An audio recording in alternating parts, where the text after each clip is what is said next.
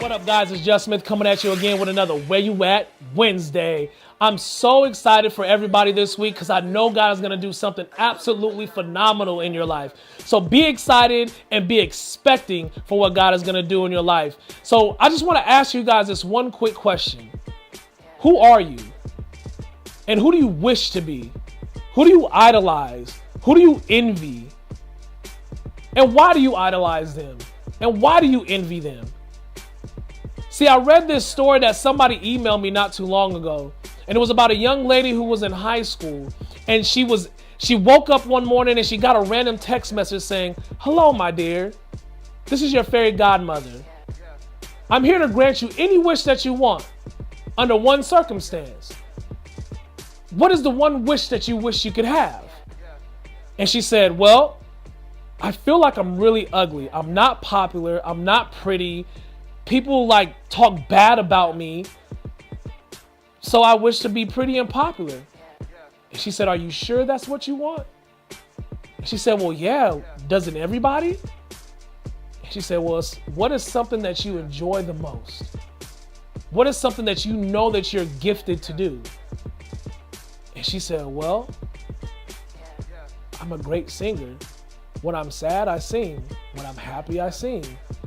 When I'm depressed, I sing. I can sing my pain away, and it brings me comfort. It gives me peace and joy. When I worship, I know that everything's going to be okay." She said, "Are you sure you're willing to give that up for the opinions of other people?" And she was like, "Yes. I've been asking for this my entire life. Just make me cute." She said, "Well, if this is what you want, I'm here to grant you your wish." She said, "But you must give up your singing, and I'll take that gift." She said, "Really?" "Yes." She said, "Go to sleep, and tomorrow morning your wish will be granted."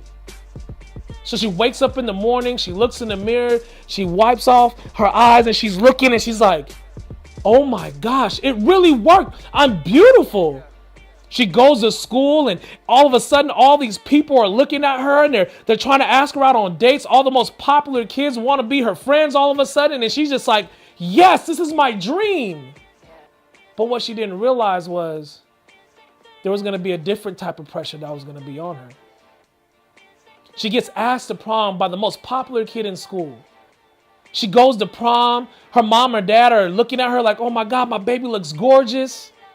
She goes in, and as she goes in to prom, the guy that she's with, that she thinks is so amazing and so proper, little did she know, he was abusive.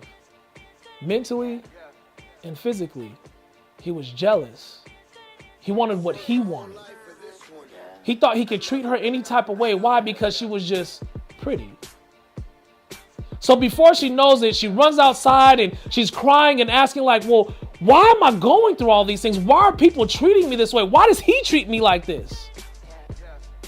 She hears the announcement and she becomes prom queen. So she has to dry her face off. As she dries her face off, she goes on stage and they say, as a tradition of every year, the prom king and queen, they must sing.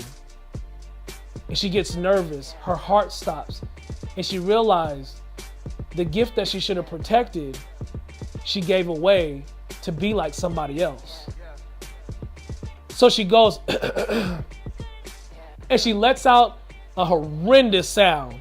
People laugh at her, people clown her, people say "boo!" And before you know it, she runs off stage and she's crying, and she sends a text message to her fairy godmother like, "You didn't tell me this would happen." She said, "You never asked." She said, "Well, I'll do anything to have what I used to be." And she said, "Well, I can grant that wish again, but are you sure you don't want to be pretty and popular anymore?" She said, "I promise I don't want this anymore." She wakes up in the morning. She looks at herself in the mirror. She said, "I'm back to what I used to be." She clears her throat and she lets out a beautiful sound. And she smiles. And she realized, this is who I am. That was who I envied. That is not who I am. I tell that story because I feel like there's somebody out there that is envying other people and what they have and what they may do. I wish I can do that. I wish I can be this. But you were designed for a specific type of people. You were designed with a specific purpose. Do not envy anybody else's gift because that is for them. You were made for this day. You were made for that gift. There are people who are depending on you. There are people who need your gift to help them get through whatever it is that they're getting through. Your story may be something that may absolutely deliver somebody.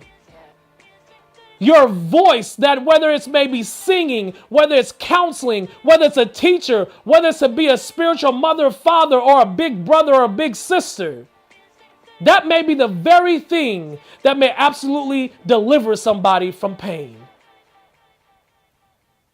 So listen, don't be anybody else. Don't be everybody else. They're already taken. There's only one you. God knitted you specifically.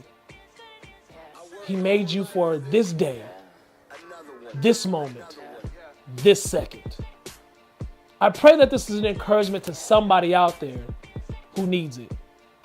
Because I know at one point I needed it. This is Jeff Smith coming at you again with another Where You At Wednesday. Yeah.